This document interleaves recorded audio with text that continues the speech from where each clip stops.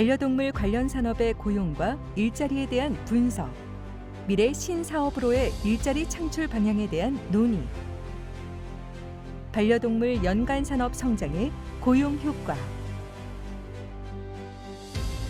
경제 성장과 노령화,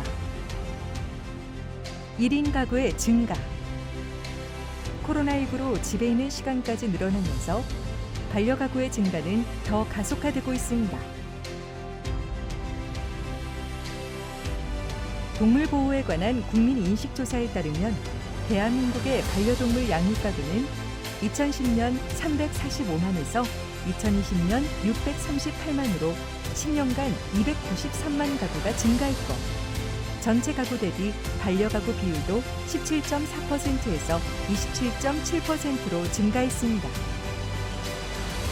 개체수 역시 개는 약 140만 마리가 늘었고 고양이는 약 196만 마리로 무려 4배 이상 늘었는데, 이는 1인 가구의 증가에 따라 개보다는 고양이를 선호하는 경향이 뚜렷해진 것이라 볼 수 있습니다.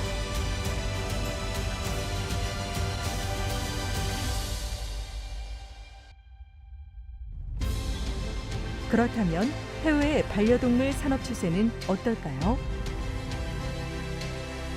반려산업의 규모가 세계에서 가장 큰 미국은 정보통신 기술과 접목한 핏테크가 주목받고 의료산업이 크게 성장하고 있습니다.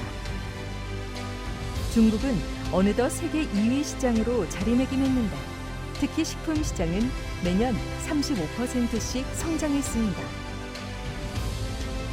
일본의 경우 노령화, 1인 가구의 증가에 따라 더욱더 소형화, 실내화되고 있습니다.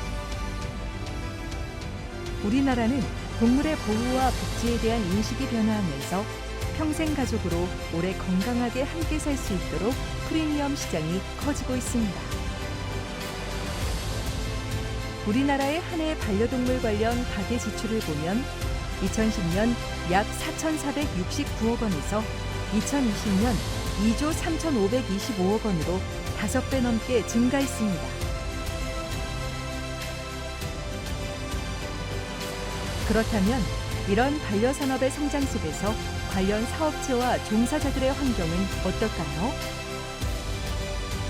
반려동물 관련 사업 종사자는 10년간 12,044명에서 34,479명으로 약 35% 증가했으며, 그 추세를 보면 산업의 성장과 비슷한 형태로 증가, 서로 밀접한 연관을 갖고 있음을 알 수 있습니다.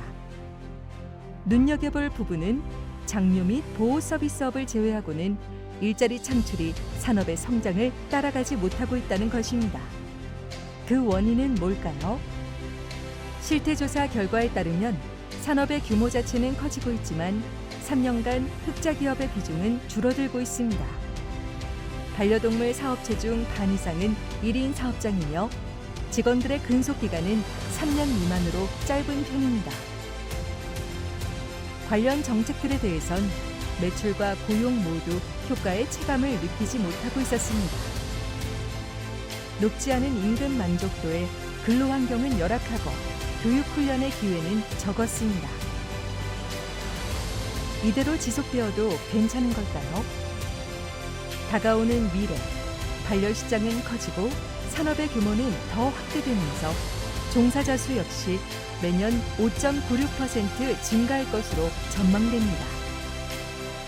그리고 고등교육기관을 통해 매년 약 1,600명이 넘게 관련 인력이 공급될 예정입니다.